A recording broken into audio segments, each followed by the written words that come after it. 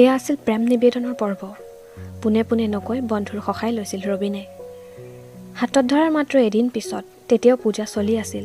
নৱমী আছিল সেইদিনা। শিখাই সেই প্ৰস্তাৱ শুনি আচৰিত হৈ সুধিছিল, তেওঁ দেখোন জিলমিল বাক ভাল পায়, মোক আকৌ কেনেকৈ ভাল পাব? মোক তেওঁৰ ওচৰলৈ লৈ যাওক, তেওঁক সুধিম, ইমান ভাল বাইদেউজনীক তেওঁ ভাল নাপায় নেকি? সকলোৱে দেখাকৈ স্কুলৰ সন্মুখত ৰবীনৰ মুখামুখি হৈছিল শিখা। মই আপোনাক ভাল নাপাওঁ, কিন্তু ভালো পাওঁ। আপুনি মোক সদায় স্কুলত পোৱা প্ৰাইজৰ গিলাচ প্লেট মৰমতে দিয়ে, কিন্তু মই জিলমিল বাই যেনেকৈ ভাল পায় তেনেকৈ আপোনাক ভাল নাপাওঁ। এজনক ভাল পাই থাকোঁতে আন এজনক ভাল পাব পাৰি নেকি? ৰবীনৰ তেজগুৰা মুখখন আৰু বেছি ৰঙচুৱা হৈ পৰিছিল। শিখাৰ চকুলৈ অলপ সময় চাই থাকি লাহেকৈ কৈছিল, মই জিলমিলক ভাল নাপাওঁ। পাই, জিলমিল বা কিমান ধুনীয়া, কিমান ভাল। আমি চবেই তেওঁক কিমান ভাল পাওঁ। জিলমিল বাই আপোনাক কিমান ভাল পায়। তেওঁনো কি ভুল কৰিলে? আপুনি বেয়া, জিলমিল বাক কন্দুৱাইছে। মোক সেইদিনা দেখিও নামাতিলে, মোকো বেয়া পাইছে। আপুনি আৰু মোক এনেকৈ ভাল নাপাব। আগৰ দৰে গিলাচ আৰু প্লেট দি থকাকৈ ভাল পাব, নহ'লে মোৰ বহুত দুখ লাগিব ককাইদেউ। ঠিক আছে, আজিৰ পৰা তেনেকৈ মৰম কৰিম। গম্ভীৰ মুখেৰে ৰবীন গুচি গৈছিল। শিখা, গায়ত্ৰীৰ মাতত বাস্তৱলৈ উভতি আহিল শিখা। কওক বাইদেউ। পুৰণি কথা মনত পেলাই দিলোঁ। একো নহয় বাইদেউ, মনত পেলাই দিয়া আৰু কি, মনতেই থাকেচোন অনবৰতে। থাকক, থকাটোৱেই শক্তি। পাহৰি যাবা কিয়? অপৰাধী আৰু দুৰ্বলেহে পাহৰি থাকিব খোজে, পলায়নবাদীয়েহে বাস্তৱৰ মুখামুখি হ'ব নোখোজে। আমি জানো তেনে মানুহ শিখা? নিজৰ বাস্তৱৰ হাতত ধৰি, নিজৰ অপজখৰ মুকুট পিন্ধি আমি হীৰাখটোৱা সিংহাসন বিচাৰি যাব পৰা মানুহ। আপুনি মোক সদায় এনেকৈয়ে কয়, আমি বুলি কয়, কিন্তু আপোনাৰ বিষয়ে মইতো একোৱেই নাজানো বাইদেউ। এইবাৰ জানিবা, যিখিনি চিনেমাত ক'ব পাৰি সেইখিনি, বাকীখিনি তোমাৰ বাবে নহয়, কাৰো বাবেই নহয়, মাত্ৰ মোৰ বাবে। কিয় বাইদেউ? গায়ত্ৰী অলপ সময় মনে মনে থাকিল, তাৰপিছত ধীৰে ধীৰে সুধিলে, শিখা, তুমি ভাবানে এজন মানুহে নিজৰ সমস্ত জীৱন মানুহৰ আগত খুলি দিব পাৰে? যি বাস্তৱ এজন মানুহে আনলৈ আগবঢ়ায়, তাৰ আঁৰত আৰু বহুত নোকোৱা কথা ৰৈ যায়। ৰৈ যায়। তোমাৰো ৰৈ গৈছে বাইদেউ। সেই কথাবোৰ আৰু কেতিয়াও কাকো কোৱা নহ'ব। কিছুমান অভিজ্ঞতা, কিছুমান কষ্ট নিজৰ ভিতৰতে থাকি নিজৰ লগতে গুচি যাব। তোমাৰ মতে কিয়? মই নাজানো বাইদেউ, আপুনি কওক না, আপুনি ক'ব জানো? গায়ত্ৰী অলপ সময় মনে মনে বহি থাকিল, তাৰপিছত শিখালৈ চালে। মোৰ মতে সেই বাস্তৱ ইমান তিক্ত, ইমান নিৰ্মম, ইমান অশালীন, ইমান অপ্ৰয়োজনীয়ভাৱে ব্যক্তিগত আৰু ইমান অভিমানেৰে ভৰা, যি পোহৰলৈ আনিব নোৱাৰি। ভাষাও নাথাকে, শুনিবলৈও কোনো নাথাকে, বুজিবলৈ আৰু অনুভৱ কৰিবলৈও কোনো নাথাকে। বিশ্বাসৰ যোগ্য নহয় কেতিয়াবা সেইবোৰ বাস্তৱ।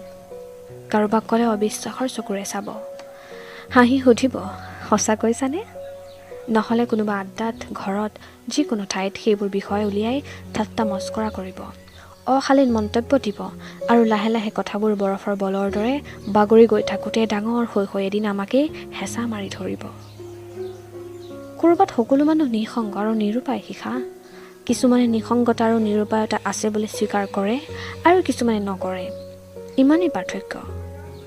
হয় বাইদেউ, NGOত কাম কৰি কৰি মোৰ যি অভিজ্ঞতা হৈছে তাৰ পৰা বুজোঁ, এই পৃথিৱীত সভ্যতাৰ আদিৰ পৰা আজিলৈ হাজাৰ মানুহে, হাজাৰ বাস্তৱ, হাজাৰ সত্য নিজৰ সৈতে মৃত্যুলৈ লৈ গৈছে। মৃত্যুৰ সময়ত যি দুটোপাল চকুপানী নিগৰি ওলায়, সেইবোৰে হয়তো সেই নিজৰ লগত লৈ যাব লগা নোকোৱা কথাবোৰ বা অভিমানবোৰ, যিবোৰ নিজৰ ভিতৰত জন্ম হৈ অকলেই ৰৈ যায়। তুমি আছা কাৰণে হয়তো জীয়াই থকাটো আৰু অলপ সহজ হৈ পৰিছে। আমাৰ একেই ভাষা শিখা। হয় বাইদেউ। ৰ'বা, তোমাক দুটামান শাৰী পঢ়াই শুনাওঁ। পেজ আপ পেজ ডাউন কৰি কৰি গায়ত্ৰী এখিলা নিৰ্দিষ্ট পাতত ৰৈ গ'ল। অলপ সময় নিজেই পঢ়ি লাহে লাহে ক'লে, এই স্ক্ৰিপ্টখনত মই মোৰ জীৱনৰ কথা কিছু আগত ৰাখি লিখিছোঁ। ইয়াত নামবোৰ সলনি হৈছে। মই ইয়াত পৰি হৈছোঁ। পৰীৰ ইয়াত অন্য এটা পৰিচয়ো আছে, মায়া। চোৱা, স্ক্ৰিপ্টত মায়াই প্ৰিয়ানুজ নামৰ এজন মানুহলৈ চিঠি লিখিছে। ময়ো বাস্তৱত তেনে এখন মেইল লিখিছিলোঁ বহুত বছৰ আগতে। সেই মেইলটোত মোৰ নাম মায়া আছিল। যালৈ লিখিছিলোঁ তেওঁৰ নাম সন্দীপন আছিল। মোৰ এটা মায়া নামৰ পৰিচয় আছিল বুলি কৈছিলোঁৱেই অলপ আগতে। তুমিতো মোক মামীয়ে মায়া বুলি মতা শুনিছাই।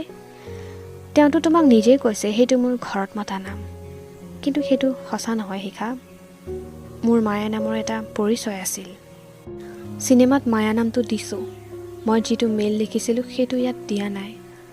ইয়াত অন্য কথা আছে। মই লিখা মেইলটো ব্যৱহাৰ নকৰিলোঁ, কাৰণ তাত যি বাস্তৱ আছে সেই বাস্তৱক মানুহৰ আগত তুলি ধৰিব নোৱাৰি। চিনেমাত দিয়া মেইলটোত আমি অলপ আগতে পতা কথা দুষাৰমান আছে, শুনিবা? হয় বাইদেউ, সকলো মানুহে নিজৰ ভিতৰত কঢ়িয়াই ফুৰে বাস্তৱৰ আঁৰৰ বাস্তৱ। যি বাস্তৱ কেতিয়াও কাকো দেখুওৱা নাযায়, কেতিয়াও কাকো কোৱা নাযায়। নিজৰ ভিতৰত নিশ্চুপ হৈ থাকি মৃত্যুৰ এন্ধাৰত হেৰাই যোৱা কিছু অনুচ্চাৰিত সত্য। গায়ত্ৰী ৰ'ল লাহেকৈ হাঁহি শিখালৈ চালে। আমাৰ ভাৱনাবোৰে কি? কাৰণ আমাৰ অভিজ্ঞতাই আমাক এনেকৈ ভাবিবলৈ শিকাইছে। ঠিকেই কৈছে বাইদেউ। হয়তো আমাৰ দৰে হাজাৰজনে এনেকৈ ভাবে, আৰু হয়তো এয়াই সত্য। গায়ত্ৰীয়ে একো নকলে। মনিটৰলৈ চাই থকা গায়ত্ৰীৰ অন্যমনস্ক চকুলৈ অলপ সময় চাই থাকি শিখাই লাহেকৈ ক'লে, বাইদেউ। গায়ত্ৰীয়ে উভতি চালে। মোৰ লগত আপুনি কথা পাতিব খুজিছিল। কথা পাতিবৰ মন গৈছে সঁচাই। প্ৰথমতে তোমাৰ কথা কোৱা, NGOৰ কাম কেনে চলিছে? ভালেই বাইদেউ, আপুনি নিজেই তাত আছিল। কিমান কমপ্লিকেটেড পৰিস্থিতি নিজেই দেখিছে। এটা কমিউনিটিক অলপমান বেছি গুৰুত্ব দিলে আনটো জকি উঠে। তথাপিও পাৰিছোঁ। জয়ে বহুত জানে। ছোৱালীজনীক তাৰে স্কুলত নাম লগাই দিছোঁ। মানুহবোৰ আচৰিত হৈছে, ভালো পাইছে খুব। খুব বিশ্বাস কৰে আমাক। তাইকতো মানুহবোৰে আমাতকৈও বেছি মৰম কৰে। তাই এইকেইদিন কাৰ লগত থাকিব? জয় আছে, বাকীবোৰো ঘৰৰ দৰেই, অসুবিধা একো নাই। তোমাৰ এমাহৰ ট্ৰেইনিং? হয়। আকৌ নীৰৱতা, অস্বস্তি নলগা নীৰৱতা। এনে বহুত নীৰৱ মুহূৰ্ত তেওঁলোকে আগতে বহুতবাৰ পাৰ কৰি আহিছে। কথা পাতিবলৈ বহু সময়ত তেওঁলোকক ভাষাৰ প্ৰয়োজন নহয়। চাহৰ কাপ হাতত তুলি লৈ শিখা গুচি গৈছে নিজৰ জীৱনৰ সেই মুহূৰ্তবোৰলৈ, যিবোৰ কথা নিজৰ লগতে গুচি যাব। কাকো কেতিয়াও কোৱা নহ'ব। সকলোৱে মনত ৰাখিব প্ৰতিস্থাপিত বাস্তৱক, সকলোৱে দেখি শুনি বুজা এটা সত্যক। শিখা নষ্ট হৈ গৈছিল এজাক ডেকা ল'ৰাৰ সৈতে কটোৱা কেইটামান দিন ৰাতিত। কোনেও কেতিয়াও নাজানিব প্ৰকৃততে কি ঘটিছিল। বহুতেই জানিব খুজিছিল, প্ৰশ্ন কৰি কৰি শিখাক অতিষ্ঠ কৰি তুলিছিল। তাৰপিছত লাহে লাহে নুসুধা হৈ গ'ল। গায়ত্ৰীয়ে গঢ়ি তোলা দুৰ্গত শিখা লাহে লাহে নিজেই মানুহে প্ৰশ্ন সুধিব নোৱাৰাকৈ, অপমান কৰিব নোৱাৰাকৈ শক্তিশালী হৈ পৰিল। গায়ত্ৰীয়ে শিখাক সেই কথাবোৰ কেতিয়াও সোধা নাই। শিখাক বাট দেখুৱাবলৈ ইমান কথা জনাৰ প্ৰয়োজন নাছিল। শিখাই গায়ত্ৰীক কোৱা মাত্ৰ কেইটামান বাক্যত শেষ হৈছিল সেই কাহিনী। গায়ত্ৰীক ক'ব পাৰি নেকি আজি? কৈ যাব নেকি শিখাই এই পৃথিৱীৰ কাৰোবাক বাস্তৱৰ আঁৰৰ সেই বাস্তৱক? যি বুজে, যি অনুভৱ কৰে, হাতত হাত থয় অবিস্মৃত মমতাৰে।